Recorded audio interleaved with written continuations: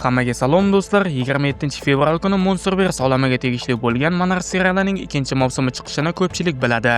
Bu serialda bizga juda kuchli bo'lgan Titan X ko'rsatiladi. Hattoki u Alpha Titan darajasidagi maxluq bo'lishi kutilmoqda. Alpha Titan atamasi hamma maxluqlarga nisbatan qo'llanilmaydi. Faqat yetakchi bo'lishi mumkin bo'lgan maxluqlarga bu atama ishlatiladi. Bunday maxluqlar sanoqligina. Demak, Titan X Godzilladek kuchli bo'lishi mumkin, ya'ni 2014-yilgi Godzilladek. Buni serialda bilib olamiz. Hozir esa biz yangi treylerni tahlil qilamiz.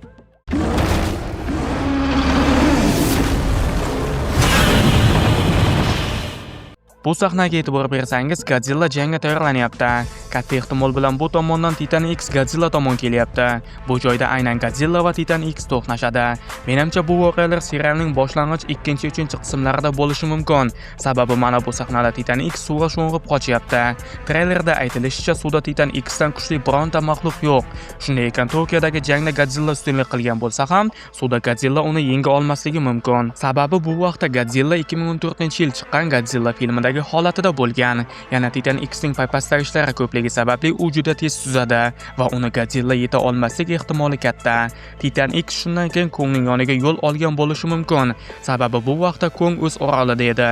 Bilamizki, bu joyda Kong va chanoqzavrlardan boshqa maxluqlar ham yashashgan. Bundan oldingi videoda aytganimdek, Titan X'ning ajdodlari bu joyda yashagan bo'lishi, Kong va ajdodlari esa ularni o'ldirgan bo'lishi mumkin. Katta ehtimol bilan bu vaqtda Titan X orolda bo'lmagan. Sababi ancha oldin uni yer ostiga qamab qo'yishgan bo'lishi mumkin. Serialda esa Titan X'ni yer ostidan odamlar ozod qilib yuborishadi va portal yordamida Titan X Yaponiyadan chiqadi va shundan so'ng Run.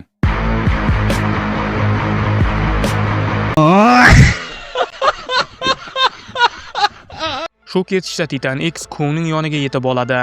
Albatta hazil, balki hazilmasdir.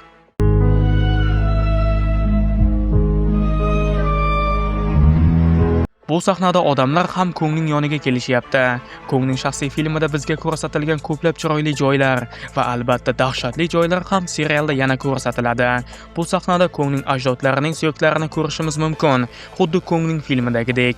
Mana bu sahnada esa odamlarni yeb qo'ygan o'rgimchakni ko'rishimiz mumkin, xuddi Kongning filmidagidek. Agar yaxshilab qaralsa, bu o'rgimchak emas, bu odamxo'r o'simlik ekanligini bilasiz. Odamlar nega Kongning yoniga kelayotganligini bilmayman, lekin tosh qo'yib chizilgan Titan X haqidagi ma'lumotlarni odamlar katta ehtimol bilan bosh shanoq orolida topishadi. Taxminimcha, Godzilla bilan jangdan keyin Titan X Kong tomon yo'l olganligini odamlar bilishadi va bosh shanoq orolidagi bazaga borib aynan nima Titan X'ni bu yerga jalb qilganligini bilishmoqchi bo'lishadi. Buni esa serialda bilib olamiz. Treylerda ko'rdikki, Titan X dengizdagi kemalarni yo'q qilyapti.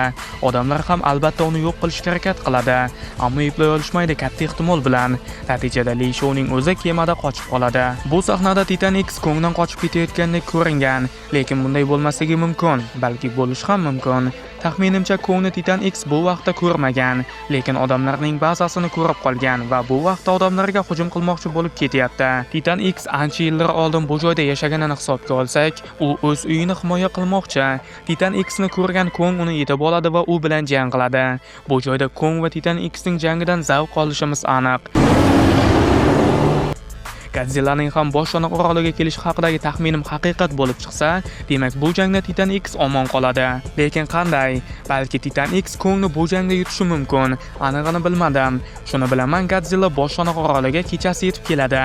Bu joyda hamma bir-biriga dushman bo'lib qoladi. Treylerda ko'rgan bo'lsangiz, mana bu sahnada bizga Titan X'ning energiyasi xuddi oldingi Godzillaning energiyasidek ko'k edi, lekin boshqa hamma kadrda qizil edi. Lekin qanday? Treylerda Titan X'ning bironta joydan energiya olib kuchini oshirganini ko'rmadim. Shunda o'ylab qoldim, balki ikkita Titan X bo'lsa-chi deb. Balki bu boshqa maxluq bo'lishi ham mumkin. Sababi bosh qismiga e'tibor bersangiz, bosh qismi Titan X'ning bosh shanog'iga o'xshamaydi. Titan X'ning bosh shanog'i timsohnikiga o'xshab ketadi. Buniki esa qaysidir ma'noda Kongning bosh shanog'iga o'xshab ketadi. Shunday ekan, anig'ini bila olmadim. Bizga treylerda ko'rsatilmagan bo'lsa-da, balki Titan X u bu joydan energiya olib kuchaygan bo'lishi ham mumkin. Lekin Titan X ikkita bo'lsa, final jang dahshatli bo'ladi. Siz nima deb o'ylaysiz? Titan X ikkita bo'lishi mumkinmi? Kong Titan X'ni yenga oladimi? Yana Titan X ko'p tomonlama tog' ustosining Biolanta maxluqiga o'xshab ketadi. Balki Monsterverse Biolantani shunday ko'rinishda kino olamiga qo'shgan bo'lishi mumkin. Siz nima deb o'ylaysiz? Buni yozib keting. Bugungi video yoqqan bo'lsa, like bosib, video haqidagi fikringizni ham yozib keting. Keyingi videolarda ko'rishguncha sog' bo'ling, salomat bo'ling.